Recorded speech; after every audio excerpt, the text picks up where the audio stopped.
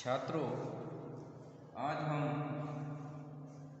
रामधारी सिंह दिनकर के कुरुक्षेत्र के षष्ठ सर्ग के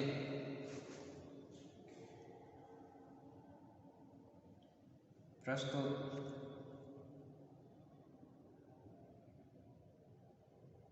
पद्य को लेकर प्रस्तुत हुए हैं, प्रस्तुत कविता को लेकर प्रस्तुत हुए हैं।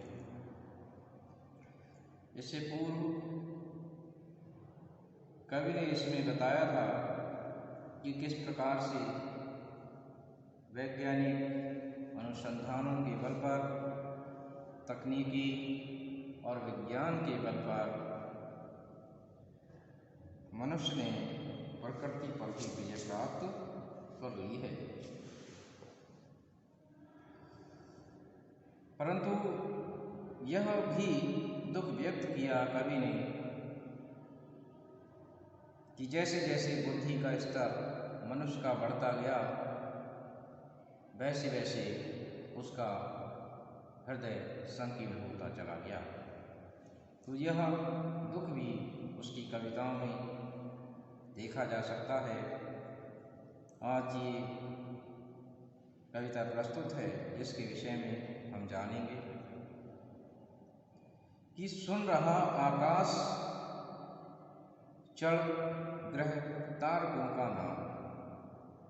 मनुष्य ने जो प्रगति की है उसके विषय में कवि कह रहा है कि सुन रहा आकाश चढ़ ग्रह तारकों का नाद, और एक छोटी बात ही पड़ती न तुझको याद कि हे मनुष्य, तूने इतनी प्रगति कर ली है, इतनी उन्नति कर ली है, इतनी तकनीकी हासिल कर ली है कि सुन रहा आकाश चढ़, अर्थात आकाश पर चढ़कर ग्रह और तारों की ध्वनि तक को तूने सुन लिया है और समझ लिया है। बड़ी बड़ी बातों को तूने सीख लिया है, बड़े बड़े रहस्यों को सुलझा दिया है। परंतु हे मनुष्य, एक छोटी बात ही पड़ती न तुझको याद, एक छोटी सी बात तेरी समझ में भला क्यों नहीं आती कि एक छोटी, एक सीधी बात। कवि कहता है कि एक छोटी और एक सीधी सी बात है जो तुझको याद नहीं आती है, जो तेरी समझ में नहीं आती कि विश्व में छाई हुई है वासना की रात। विश्व में छाई हुई है वासना की रात, और वासना की यामिनी जिसके तिमिर से हार। वासना की यामिनी जिसके तिमिर से हार, हो रहा नर भ्रांत अपना आप ही आहार। बुद्धि में नर की सुरभि, बुद्धि में नर की सुरभि, तन में रुधिर की कीच। ये वचन से देवता, ये वचन से देवता, पर कर्म से कुछ। कि कवि कहता है कि विश्व में छाई हुई है वासना की रात, अर्थात इतनी प्रगति करने के बाद भी, इतनी तकनीकी अर्जित करने के बाद भी हर तरफ संसार में वासना की रात्रि छाई हुई है। लोग वासना में लिप्त देखे जा सकते हैं। और वासना की यामिनी जिसके तिमिर से हार, कि वासना की यामिनी जिसके तिमिर से हार, हो रहा नर भ्रांत अपना आप ही आहार। और वासना की यामिनी, यामिनी कहते हैं रात्रि के लिए, कि वासना की यामिनी रात्रि में मनुष्य जो है भ्रमित हो गया है,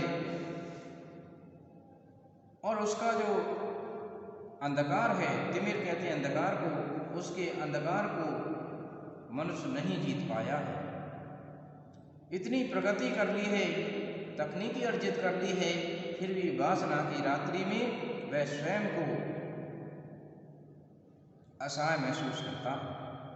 जिसके तिमिर से हार, हो रहा नर भ्रांत अपना, अर्थात अपना जो सन्मार्ग है उस सन्मार्ग को भूलकर वह भ्रमित हो गया है और आप ही आहार, अर्थात मनुष्य स्वयं ही आहार बन गया है।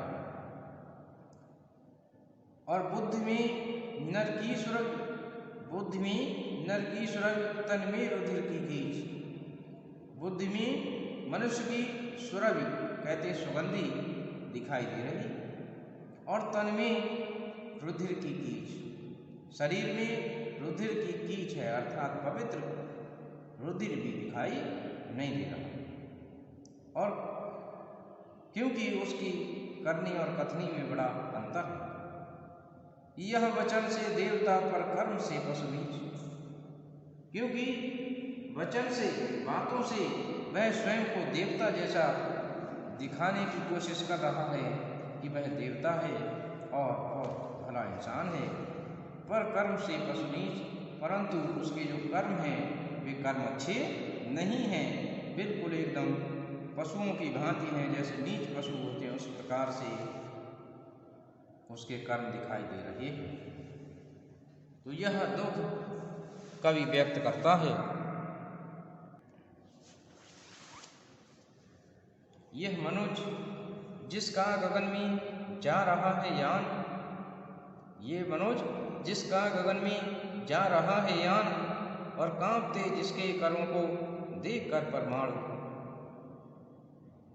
खोलकर अपना हृदय गिर, सिंधु भू आकाश है सुना जिसको चुके निज गुहतम इतिहास, खुल गए पर्दे रहा अब क्या यहाँ आगे, किंतु नर को चाहिए नित विघ्न कुछ दुर्जे, सोचने को और करने को नया संघर्ष, नव्य जय का क्षेत्र पाने को नया उत्कर्ष। ये मनुष्य जिसका गगन में जा रहा है यान, अर्थात उसने इतनी प्रगति कर ली है, तकनीकी हासिल कर ली है कि जा रहा गगन, गगन कहते हैं आसमान को, जा रहा है गगन में यान जो है जा रहा है, और कांपते जिसके करों को देखकर परमाणु, अर्थात परमाणु बहुत छोटा सूक्ष्म कण होता है और उस सूक्ष्म कण को भी उसने ज्ञात कर लिया है, और खोल कर अपना हृदय गिरी सिंधु हुआ आकाश है सुना जिसको चुके निज गुहतम इतिहास, अर्थात मनुष्य ने गिरि, पर्वत, सिंधु, समुद्र, भू, पृथ्वी और आकाश सबके जो रहस्य हैं उन रहस्यों का उद्घाटन कर दिया है कि है सुना जिसको चुके निज गुहतम इतिहास, गुहतम कहते हैं गूढ़ रहस्य छुपे हुए इतिहास को भी मनुष्य को बता चुके हैं, अर्थात मनुष्य ने उनके विषय में ज्ञान हासिल कर लिया कि खुल गए पर्दे रहा अब क्या महाअज्ञे, कि मनुष्य ने खुल गए पर्दे रहा अब क्या महाअज्ञे, मनुष्य के समक्ष उसने इतनी वैज्ञानिक प्रगति और अनुसंधान किए हैं, आविष्कार किए हैं कि खुल गए पर्दे रहा अब क्या महाअज्ञे, अर्थात कुछ भी अज्ञे मतलब जानने के लिए शेष उसके लिए नहीं बचा। सारे पर्दे सारे रहस्य उसने उद्घाटित कर दिए हैं, रहा अब क्या महाअज्ञे, अज्ञे कहते हैं जिसको न जाना जा सके, कुछ भी अब ऐसा नहीं बचा है जो उसकी पहुंच से बाहर हो या जिसके विषय में वह न जानता हो। कि किंतु नर को चाहिए नित विघ्न कुछ दुर्जे, सोचने को और करने को नया संघर्ष, न विजय का क्षेत्र पाने का नया उत्कर्ष। किंतु लेकिन नर को चाहिए नित विघ्न कुछ दुर्जे, लेकिन इस मनुष्य का स्वभाव ही ऐसा है कि चाहिए नित, नित कहते हैं प्रतिदिन, विघ्न,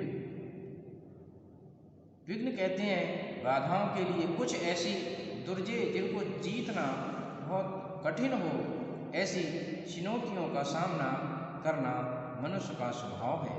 वो ऐसी चुनौतियों का सामना करना चाहता है कि सोचने को और करने को नया संघर्ष, उस पर मंथन करने के लिए और कुछ नया संघर्ष करने के लिए मनुष्य सदैव जिज्ञासु रहा कि नव्य जय का क्षेत्र पाने को नया उत्कर्ष। और मनुष्य का ये स्वभाव रहा है कि नव्य माने नया, जय का क्षेत्र अर्थात हर नए क्षेत्र में विजय प्राप्त करना चाहता है। पाने को नया उत्कर्ष अर्थात नया कीर्तिमान स्थापित करने के लिए वह नए नए क्षेत्रों का चयन करता है और नए नए क्षेत्रों में विजय प्राप्त करने का वह अभिलाषी है। तो इस कविता के माध्यम से कवि